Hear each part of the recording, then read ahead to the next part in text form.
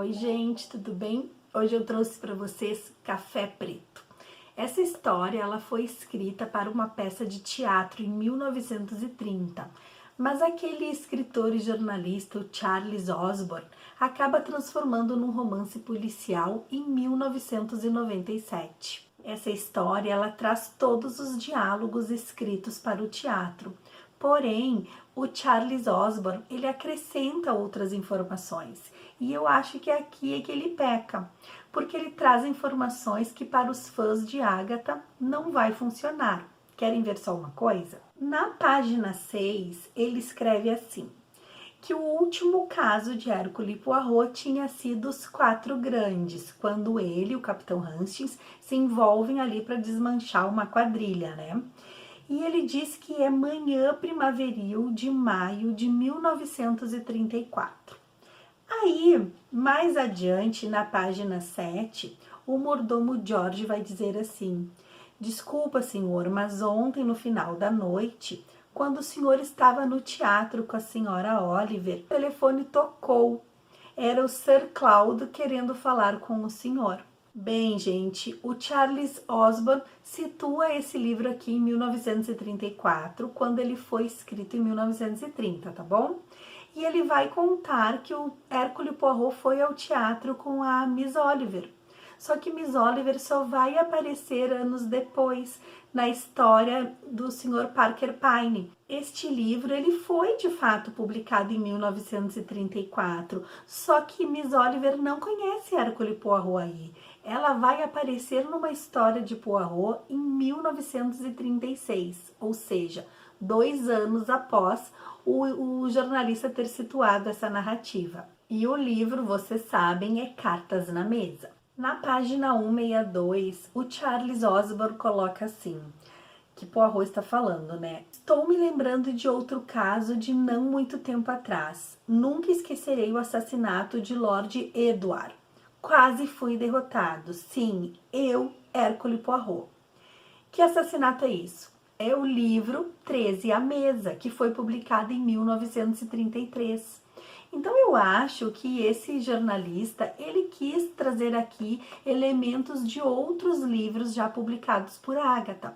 Então, apesar dele situar a narrativa em 1934, ele quer colocar aqui informações dos livros Parker Pyne, que é quando aparece Miss Oliver, só que ela só vai aparecer numa história com Hercule Poirot em 1936. E ele traz também 13 à Mesa, que é quando acontece o assassinato do Lord Edward. Mas em respeito à história ter sido publicada em 1930, eu acho que ele poderia ter escolhido elementos de livros anteriores a essa data e não posteriores. Da mesma forma, ele coloca aqui informações de Hitler, da invasão na Bulgária, de uma mina que explode na Bélgica, né?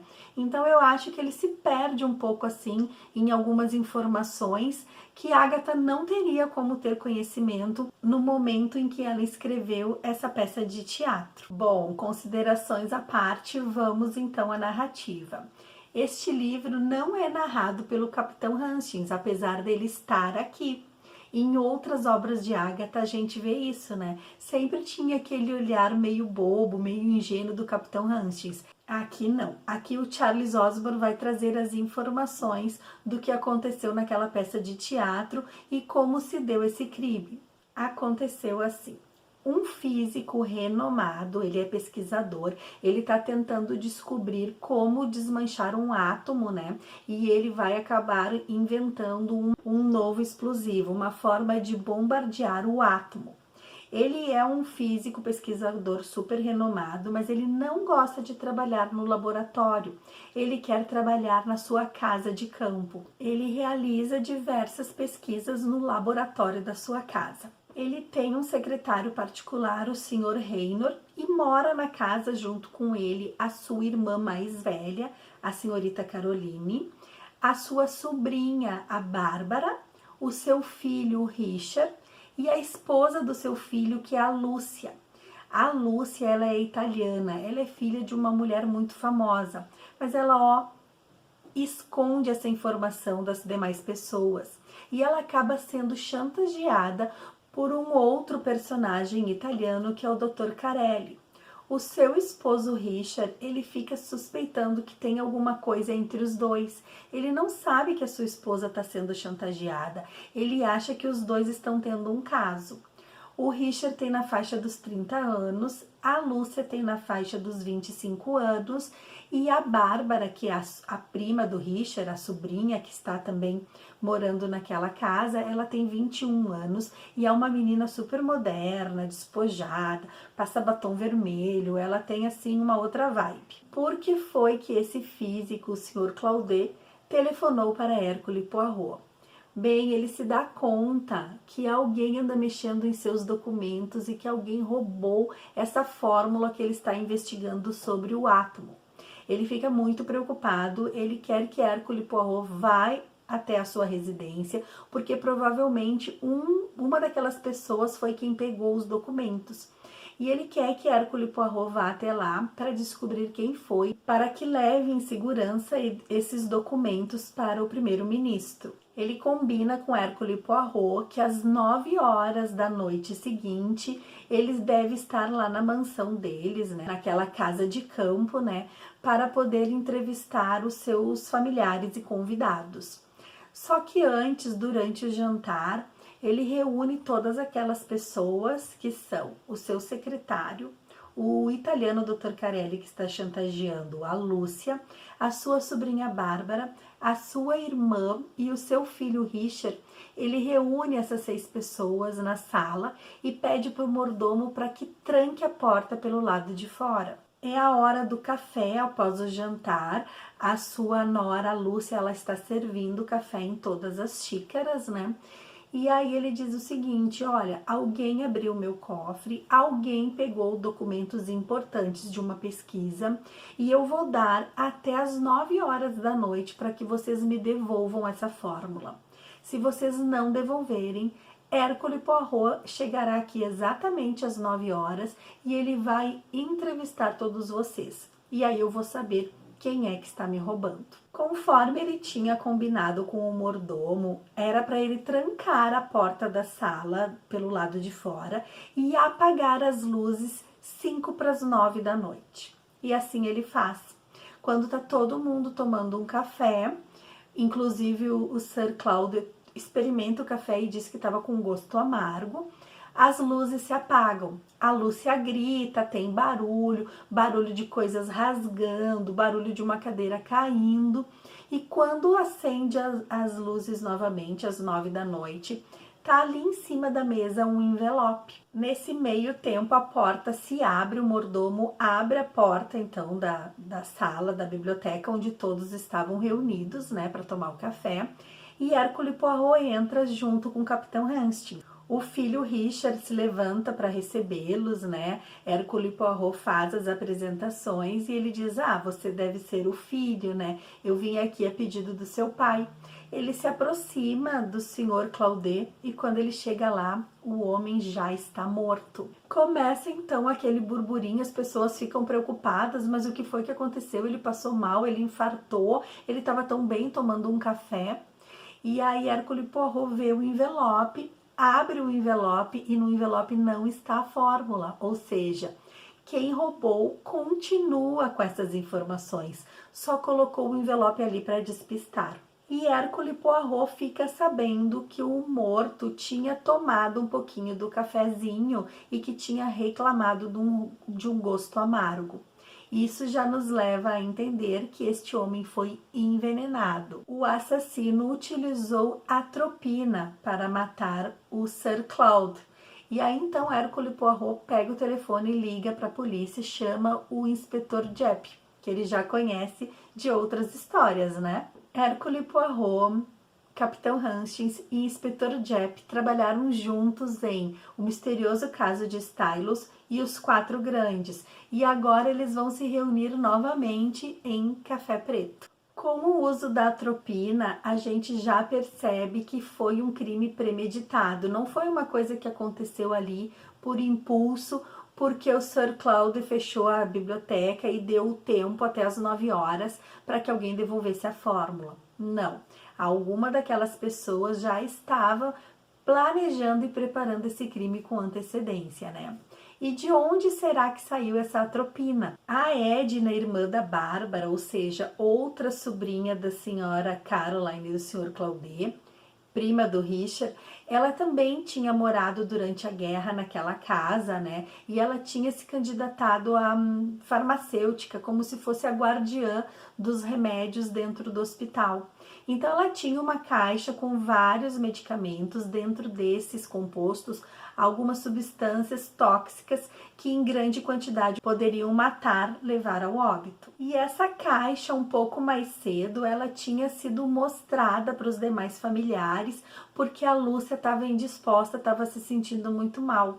Inclusive a Bárbara acha que ela está grávida, quando na verdade ela está angustiada porque ela vem sofrendo ameaças, ela vem sofrendo chantagem do Dr. Carelli. A Bárbara toca no assunto com Hercule Poirot e ele pede para ver essa caixa. E essa caixa ela está guardada acima de um armário, assim, no alto de uma estante. Quando pegam a caixa, Hercule Poirot observa que ela está muito limpa. E isso é uma coisa que chama atenção. E ele diz assim, olha, eu acho que os empregados da casa fazem um ótimo trabalho, porque quem vai lembrar de limpar uma caixa que está lá em cima, no alto de uma estante? É porque alguém já andou manipulando e mexendo nessa caixa anteriormente, né? E quando a Agatha coloca da guerra, né, e traz essas informações farmacêuticas e tudo mais, a gente fica pensando, será que essa fala foi dela ou será que essa fala foi do jornalista Charles Osborne? Para trazer aqui informações de que Agatha também, durante a Primeira Guerra, trabalhou como voluntária, né? Ela administrava e tinha muitos conhecimentos de remédios e de drogas e de compostos que utilizavam para diminuir ou minimizar as dores dos feridos. Após entrevistar todas as pessoas, Hercule Poirot já sabe quem é o assassino. Ele pega e escreve num bilhete e pede para o capitão Hastings entregar ao inspetor Japp, que está no andar de cima da casa, entrevistando, conversando com a Lúcia, que é a nora do Sir Claude, a vítima dessa história. A partir de agora nós vamos para a parte do spoiler. Então, se você quer saber quem matou Sir Claude e como tudo aconteceu, fica aqui comigo porque agora vem novidade. Gente, essa informação sobre a fórmula que Sir Claude vinha pesquisando, ela ia revolucionar todas essas questões de armamento das guerras, né? E fazia pouco que tinha terminado a Primeira Guerra Mundial. Então todos os governos estavam interessados em bomba atômica, em coisas diferentes, em fusões nucleares, né? Que pudessem dar mais poder a eles e que pudesse eliminar o inimigo de uma forma mais rápida. Então, governos interessados em ter posse desse documento tinham oferecido a quantia de 50 mil libras para quem entregasse a fórmula até eles. Era um valor muito alto, muito considerável, e teve uma pessoa que se sujeitou sim a vender essa fórmula para poder ganhar todo esse dinheirinho. O secretário ele já tinha pensado em como fazer, ele faz uma cópia do cofre, ele consegue abrir e roubar as fórmulas. O que ele não imaginava era que o Sir Claude fosse mexer nesses documentos antes do final de semana. E aí dá tempo do Sir Claude telefonar para Hercule Poirot, porque ele já sabe que alguém andou roubando ele. O secretário não tem tempo de esconder em um outro lugar seguro, ele acaba colocando a fórmula dentro de uns jarros perto da lareira, da cornija da lareira.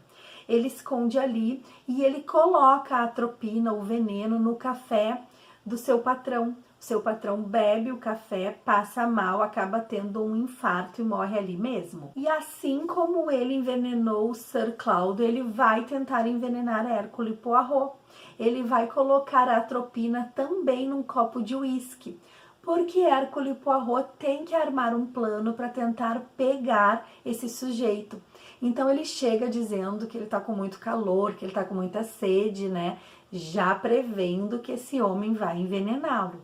Dito e feito, O secretário coloca a Tropina também no uísque, né? E Hercule Poirot adora fazer um teatro, finge que vai beber aquilo, troca o copo com o Capitão Hastings, né? E aí ele bebe todo o líquido e o secretário acha que pronto, que tá tudo resolvido, que o Hercule Poirot está envenenado e vai morrer, assim como seu patrão. Hercule Poirot começa a fingir que está passando mal, começa a se sentir mal, vai se encostando no sofá e aí ele vai largando algumas frasezinhas de isca para o secretário. E o secretário, como acha que está tudo resolvido, que Hercule Poirot vai morrer em seguida, ó, dá com a língua nos dentes. Começa a contar como é que ele fez, que foi tudo pelo dinheiro, como é que ele consegue pegar o veneno e colocar dentro do café, aonde que ele esconde a fórmula, porque tudo isso, ó, não tem mais importância. Hercule Poirot vai morrer daqui a pouquinho mesmo, então ele fala. O que ele não sabia era que o Capitão Hastings e o Inspetor Japp estavam atrás, ouvindo tudo, porque antes de começar todo esse teatro, Hercule Poirot escreve um bilhete e diz assim para o Capitão Hastings: por favor, leve lá para o Inspetor Japp e diga a ele que eu já vou me juntar a ele. Na verdade era mentira, ele estava dando ordem para o Capitão Hastings estar a postos com um outro copo de uísque, porque ele ia trocar na porta, para o Inspetor Japp e para o policial já estar ali próximo às janelas e à porta, no caso de uma tentativa de fuga. Eles escutam toda a declaração do secretário e aí acabam prendendo. E no final, o filho, o Richard, aparece junto com a Lúcia, e aí Hercule Poirot diz que ela estava sofrendo chantagem, que ela assume o crime porque ela acha que foi ele que matou e que ele também, numa forma de proteger a sua esposa, assume o crime por ela. Então Hercule Poirot mostra que os dois se amam, que os dois devem permanecer juntos, que tudo que tinha acontecido antes tinha sido um mal-entendido. A história termina desse jeito, com o secretário sendo preso, as fórmulas sendo de novo resgatadas. Hercule Poirot vai dar seguimento e entregá-la para o primeiro-ministro, né, como uma forma de resguardar de qualquer outro ato criminoso. E um fato bem curioso é que essa história ela foi levada também para o cinema. Em 1973, na Alemanha, filmam a história Café Preto, né? E eu procurei esse filme para poder trazer aqui para vocês no canal. Eu achei ele com a legenda em alemão, mas eu já tinha explicado aqui num outro post como é que a gente pode fazer para traduzir automaticamente pelo Google para português.